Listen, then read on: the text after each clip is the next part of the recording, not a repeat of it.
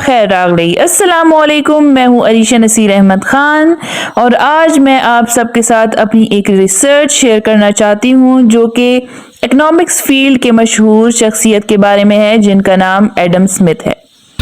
دوستوں، آج سے 2 صدیاں پہلے جب امریکہ اپنی آزادی کی جنگ لڑ رہا تھا اور یہ کوشش کر رہا تھا کہ برطانیہ سے آزادی حاصل کرے، اس جنگ آزادی میں دونوں ملکوں کو بہت نقصان بھی اٹھانا پڑا، لیکن امریکہ سے بہت دور اسکاٹ لینڈ میں بیٹھے فلسفی برطانیہ کو تجاویز دے رہا تھا کہ جنگ کو کیسے ختم کیا جائے، اور امریکہ برطانیہ اثر رسوخ کے اندر ہی رہے۔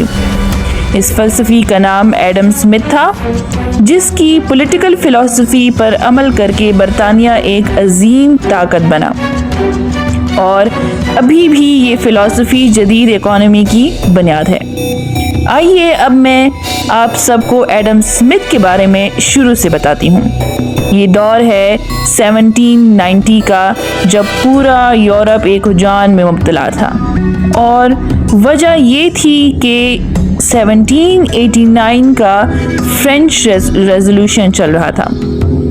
اس انقلاب نے جہاں فرانسیسی شاہی خاندان کا خاتمہ کر دیا تو وہی پورے یورپ کے بادشاہی نظام کو خطرے میں ڈال دیا۔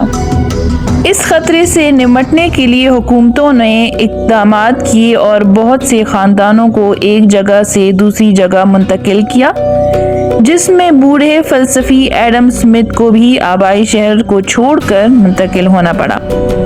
ایڈم سمتھ اسکاٹ لینڈ کے ہرے بھرے شہر فائف کرکوڈی میں پیدا ہوئے۔ ان کے باپ، جو کہ ایک مشہور مصنف تھے، ان کی وفات اس عظیم شخصیت کی پیدائش کے 2 ماہ پہلے ہوئی۔ باپ کی وفات چونکہ پیدائش سے قبل ہو چکی تھی، اس وجہ سے ایڈم سمتھ اپنی ماں کے بہت قریب تھے۔ ایڈم سمتھ پڑھائی میں بہت کمزور تھے، مگر ایک واقعے نے ان کی زندگی کو بدل دیا۔ یہ واقعہ تھا ان کے اغوا ہونے کا، یعنی کہ وہ کڈنیپ ہوئے۔ ہوا کچھ یوں کہ رومانی لوگ، جنہیں برطانیہ میں جپسیز بھی کہا جاتا ہے، ان لوگوں نے سمتھ کو اغوا کر لیا، اور یہ بات یقینی تھی کہ سمتھ کو بہت جلد اسکاٹ لینڈ سے باہر بھیج دیا جائے گا۔ لیکن جپسیز کے آپس کے اختلافات نے سمتھ کو یہ موقع فراہم کیا کہ وہ ان کی قید سے بھاگ نکلے۔ قید سے رہائی کے بعد ایڈم سمتھ کی زندگی بدل چکی تھی۔ اب وہ پڑھائی میں بہت سنجیدہ تھے اور اسے اپنی ماں کی بھرپور حمایت حاصل تھی۔ 1729 کو اس نے ایک مشہور اسکول، برگ اسکول آف کرکوڈی کو جوائن کیا، جہاں اس کا رجحان تاریخ اور ریاضی کی طرف گیا۔ ایڈم سمتھ، جو کہ اب پڑھا لکھا اور سنجیدہ نوجوان تھا، اور اس نے معاشرے میں پھیلی ہوئی برائیوں کو دیکھا، تو اسے مزید تعلیم کی جستجو ہوئی اور یہ اسے یونیورسٹی آف گلاسگو لے گئی۔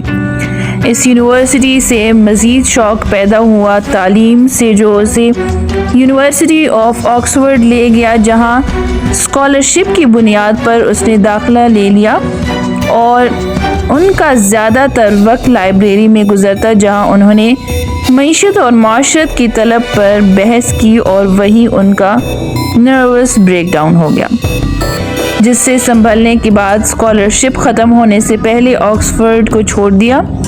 گریجویشن کے بعد انہوں نے یونیورسٹی آف ایڈنبرگ میں عوامی لیکچرز کا ایک کامیاب سلسلہ دیا، جس کی وجہ سے وہ اسکاٹش روشن خیالی کے دوران ڈیوڈ ہیوم کے ساتھ تعاون کرنے میں کامیاب ہوئے۔